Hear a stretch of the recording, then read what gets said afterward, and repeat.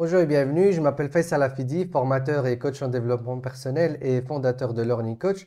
Dans cette vidéo, nous allons parler de comment choisir votre formation ou comment trouver une bonne formation en ligne. On va voir de quoi il s'agit tout de suite.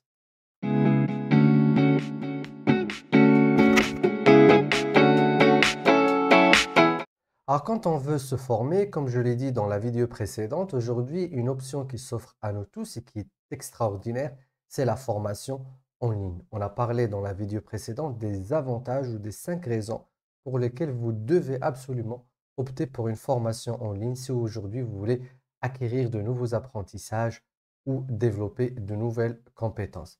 Ceci dit, aujourd'hui, avec l'offre qui existe, eh bien, il est parfois difficile de trouver la bonne formation. Quelle formation choisir, quel format choisir et comment être sûr qu'une fois je vais acheter ma formation en ligne, ça va être la bonne pour moi. Eh bien, on va essayer de trouver une solution, des idées pour vous aider à mieux choisir votre formation en ligne. Sachez que à Learning Coach, nous offrons plusieurs formations en ligne et donc c'est un peu notre domaine et puis donc on sait à quoi s'attendre quand on fait une formation en ligne, étant donné que nous-mêmes, nous sommes de grands consommateurs des formations en ligne. Sachez que quand je parle d'abord de formation en ligne, il ne s'agit pas de YouTube ou des ressources différentes qui sont gratuites que vous trouverez en ligne.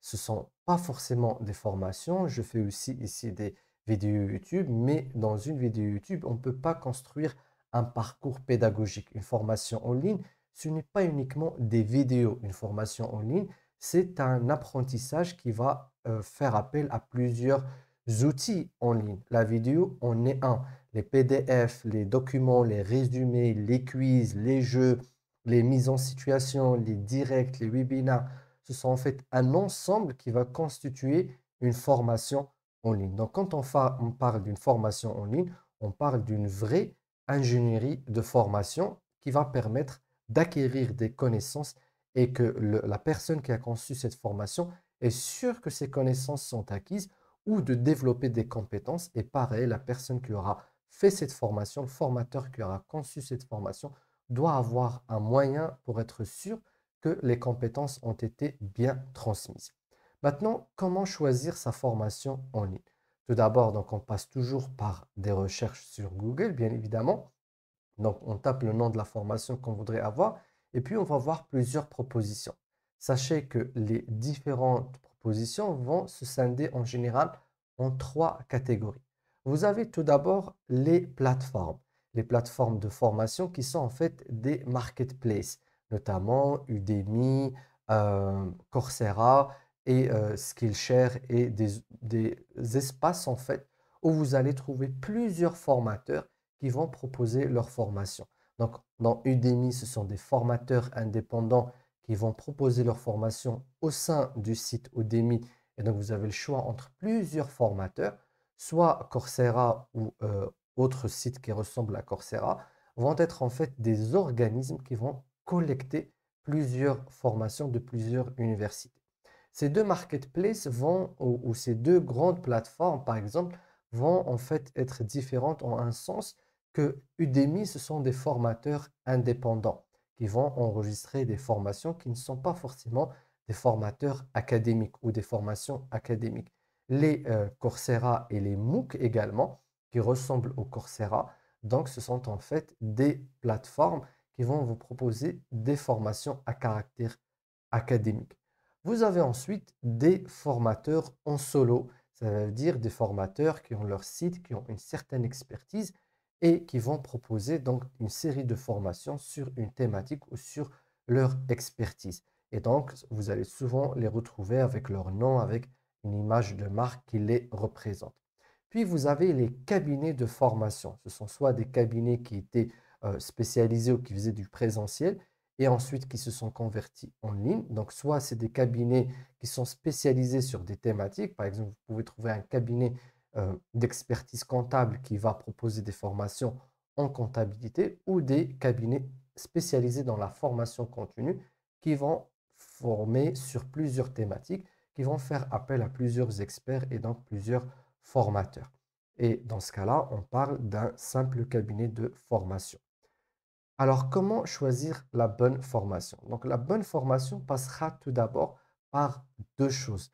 Il n'y a pas de bonne ou de mauvaise formation. Je recommande rarement aux gens de ne pas assister à une formation quand ils me posent la question.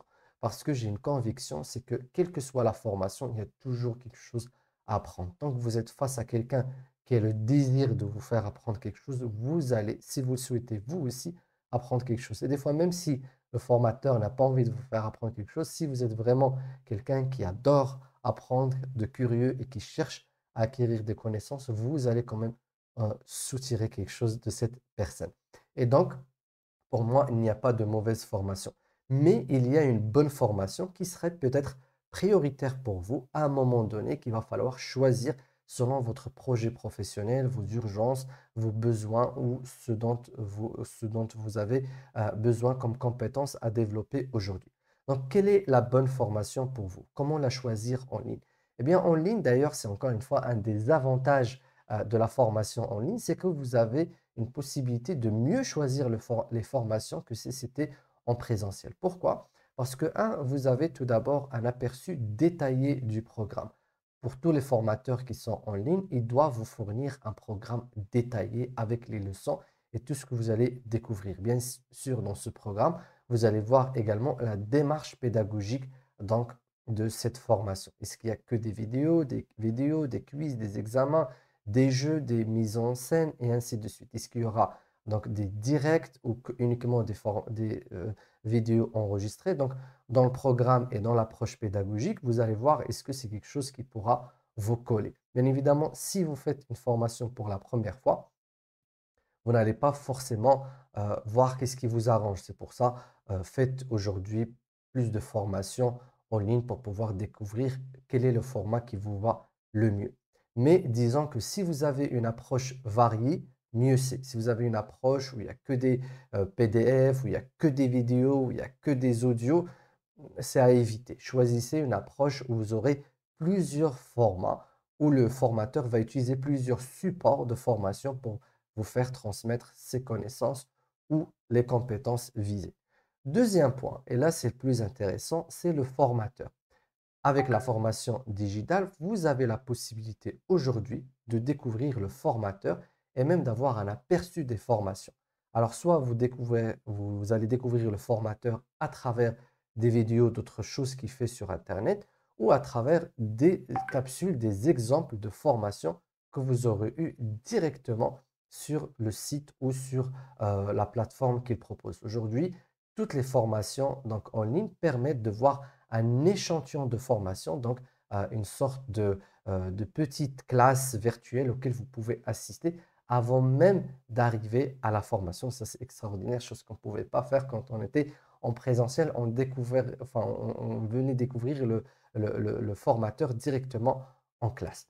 Et puis, une fois vous aurez vu que vous avez un feeling, et donc oui, il y a une question de feeling, ne pensez pas que la formation, c'est uniquement le programme et le contenu. Non, le formateur est très important parce que vous allez devoir le supporter. Je le dis souvent à mes participants, vous allez quand même devoir me supporter plusieurs heures et plusieurs jours, voire plusieurs semaines. Et pour une formation en métier d'accompagnement, c'est carrément plusieurs mois. Et du coup, eh bien, il va falloir quand même que vous aimiez le style d'animation du formateur, sa voix, sa façon de faire pour que vous soyez à l'aise. Et puis maintenant, un autre point qui est très important, c'est que tout dépend de ce que vous voulez encore une fois.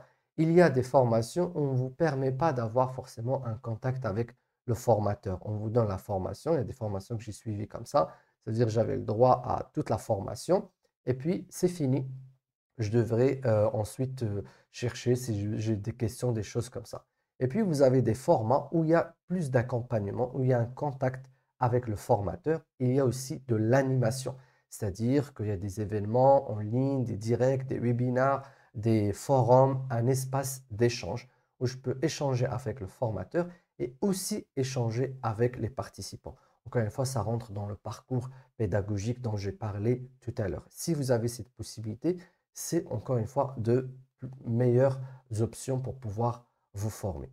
Enfin, sachez que la majorité des formateurs proposent une possibilité donc de se rétracter si vous démarrez la formation après un jour, 2 jours, une semaine, vous pouvez vous rétracter si vous voyez que ce n'est pas la bonne formation ou ce n'est pas le support qui vous convient pour pouvoir donc vous former.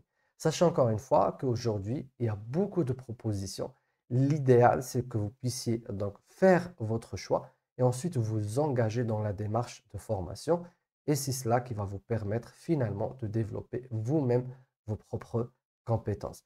Le choix de la formation ou la réussite de la formation ne dépend pas uniquement du formateur et de la formation, mais dépend également de votre engagement et de votre volonté à vouloir développer vos compétences. Voilà, donc c'est tout pour cette vidéo. On va parler de d'autres thématiques sur la formation en ligne. Donc, restez connectés. Si vous voulez découvrir les formations Learning Coach, donc on offre aujourd'hui plusieurs formations en métier de l'accompagnement, mais également en soft skills, en ligne et en blended learning, c'est-à-dire en ligne mixé avec le présentiel. Vous pouvez donc découvrir tout cela en cliquant sur les liens en bas de cette vidéo. Et je vous dis donc à très bientôt. Ciao, ciao.